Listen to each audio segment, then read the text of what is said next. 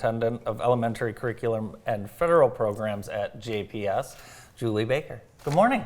Thanks for having me. Good morning. So we're in the midst of getting everyone ready for kindergarten at JPS. How are things going? Really, really well. We've got our dates set and lots of planning taking place with all of our partners, and we're ready to go. It's a series of kindergarten roundups because you offer kindergarten at how many different buildings? 7. Wow. Yeah, 7 different buildings. That's what we're up to now. That's amazing. Yeah, with the addition of Lewis, John R. Lewis, we're really proud of that school. So Now, you have purposely scheduled these on different days because you're going to have pretty much a traveling roadshow showing up at every one of these, but it also gives families an opportunity to maybe compare. Right, to get a chance to come in and see what the different offerings are, to meet the staff, tour the buildings, so they have an opportunity to see everything. And we've had so much renovation that I think sometimes we get people that just kind of want to see the buildings too. Probably some some changes. Former students bringing their kids in that just can't even believe what they're seeing. Yeah, it's gorgeous. How has kindergarten changed in the last, since I was there maybe 35 years ago? Are there still crayons? There's still crayons. We don't take naps anymore. Oh yeah, the naps are gone, right? And we're looking for kids to be reading by the time they leave. Right. So it's a lot different than I was there. When I was there too. I used to go home at lunchtime and have spaghettis, and I was done for the day. I think I had a half day, and there was like an hour carpet square nap. So probably like an hour of kindergarten each day. A lot different now. My kindergarten was in our neighbor's basement. Was it? Yeah. Sounds like fun. Yeah. You did not have the JPS Roundup available where you live, which would have helped you probably. So you'll have a lot of fun things, including food, and you'll be having some handouts. Yes. We'll have T-shirts that are very, very popular. They have class of 2035 or class of 2036 for our Young Fives kids that enroll. Those are big hits. And then they can put those on and get their pictures next to the school bus or something else while they're there. So that's big. We give away bikes. Ooh. And then I really like this. We're not, once again, just with COVID concerns, we're not serving food on site, but we are sending it home with them. And we have these practice packs because lunchtime for the first month is nightmarish for everybody in kindergarten. So it's things like the milk cartons that are so hard to open. So you can practice in the little packets of ketchup and mustard and things like that, and some other goodies. So it's fun watching the kids. It's like they're out to eat by themselves for the first time. Yeah, yeah. Capri Sun explosions. Yeah. Oh, wow. Those are good. Do not hold the thing like that and put the straw in. September's not pretty in the cafeteria. Julie, what goes into planning the elementary and kindergarten curriculum? A lot. I mean, we have to make sure that we're keeping things aligned, that our instruction lines up with the state standards and also the assessments that we're doing. And again, I mean, it's, we really are expecting a lot from kids these days in terms of those standards that they've got to be reading by the end of the year. So that's why we came up with we started doing the Young Fives program for kids that might just need a little bit. We call it the gift of time. They might need more than a year to be ready to move on. So you're going to have displays, booths, info from some of your partners? We have a ton of partners.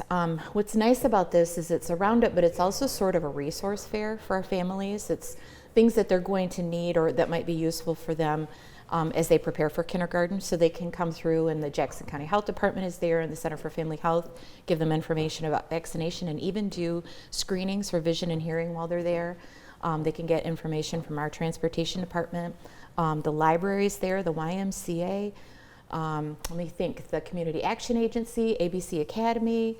And then we've got True Community Credit Union is there, and they'll get kids signed up for their own bank account with the Jackson Saves program. Nice. So I know I'm going to forget somebody, but we've got, Jackson County ISD and then DHHS. So lots of information about what resources are available. Yeah, it's a lot different than the last few years. It's a great opportunity for parents to really re-engage. Yeah, absolutely. There's a day in the life of the kindergartner that you want to share with our viewers, an idea of what the day might be like. Let's take a look. I I stop my day on the bus. Morning. Then I eat tasty breakfast. I make sure all my stuff gets in my cubby. Then we get to have carpet time with Mrs. Totes. I even learn colors in Spanish. Mi camisa es gris. We have work centers, so I can learn to read, write, and spell. After work centers, we get to play at recess. So I swing or play hide and seek. I always make sure to have a healthy lunch. Then we get to listen to our teacher read us a story. Sometimes I just need a rest, so we take a brain break. After all that, day is over, it's time to go home. I can't wait to do it all over again tomorrow.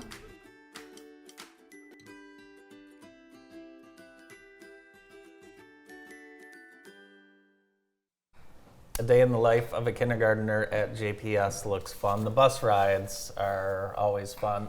Do they get to take a practice bus ride? I don't know that they'll take a practice bus ride, but they'll let them take a tour on the bus. Oh, that's perfect. So, yeah. And then the other things that are really cool this year that parents will want to take advantage of is we have our sign-ups for our entrance testing that we do, and that'll help them make a decision about whether young fives or regular kindergarten is great. And this is the first year that we'll be able to have them register for our kindergarten kickoff camp, which happens in August. So they get to come in and be the only kids in the school for 4 half days, and they'll get to, get oriented and acclimated before the big kids come. That's awesome. Yeah. Do you have an idea of how many kindergartners you can take across the 7 options? In most schools, there's at least 2 classrooms, so 50, 350, something wow. like that, 400. So lots of little ones coming in, and we saw a bumper crop this year of kindergartners and young fives, yes.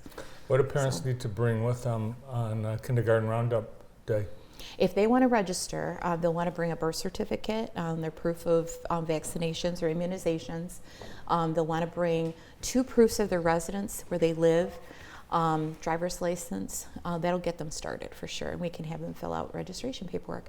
The other thing is they can go on online at jpsk12.org, and they can start filling out that paperwork there, so they don't have to sit around at a table with a pencil and, at the time. Awesome. So.